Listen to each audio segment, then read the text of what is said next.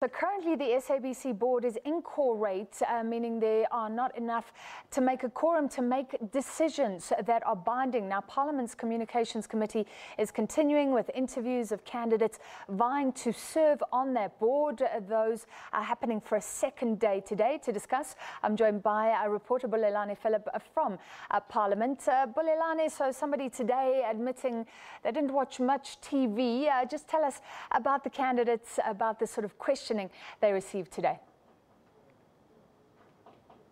Well, good evening to you, Francis, and to the viewers. Certainly, it's been another interesting day, as there's been a lot of tough questions that have been asked, and the answers have actually been promising some good governance. But the question is whether will the candidates that have been appointed to serve on the SABC board serve out their terms and stand the test of time. You'll recall that at least the last 4 boards have not been able to complete their terms of office due to a variety of reasons. And this time around, the committee has actually been emphasizing on the fact that people must avail themselves to serve on this board, knowing that there is a lot of political contestation around the SABC, and they must be able to withstand some of the pressure that they may face. Of course, in broad strokes, Francis, some of the issues that the committee is emphasizing on is whether the successful candidates, how will they be able to actually prepare the SABC for digital migration.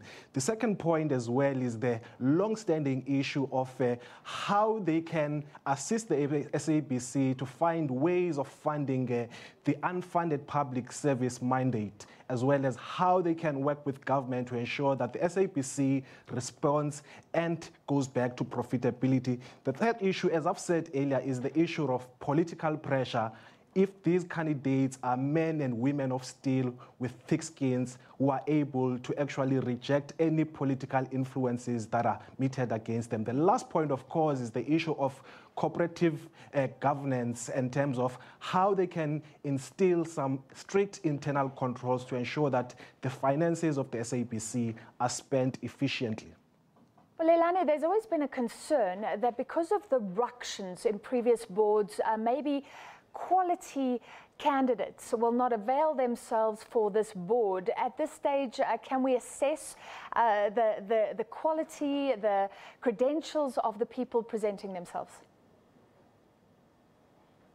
Well, Francis, on that score, all the candidates that have been interviewed so far, on paper, they've got all the qualifications. Some of them have masters in law. Some of them are professors. Some of them are doctors. Some of them have had maybe over 2 decades of working in various sectors, having held senior management positions. But the question, of course, is whether are they prepared to work in an environment, as I've said, that is, having so much political contestation, as well as also the issue of the broadcast technology that is actually in a landscape that is forever changing. So those people who must serve on the SABC board must be people who are able to understand the dynamic and the fast-changing environment of the broadcasting industry. Also knowing how public finances are handled, and also be able to put the strong and strict internal controls in order for the SABC not to lose money through irregular expenditure and fruitless and wasteful expenditure. So those are some of the issues in broad strokes of some of the candidates that they must be able to answer to lawmakers. All right, thank you very much, Bulelani Phillip, and we'll continue to cover those candidate interviews as we await to see the faces on the new SABC board. Very important for the public broadcaster, for democracy, for the country as well.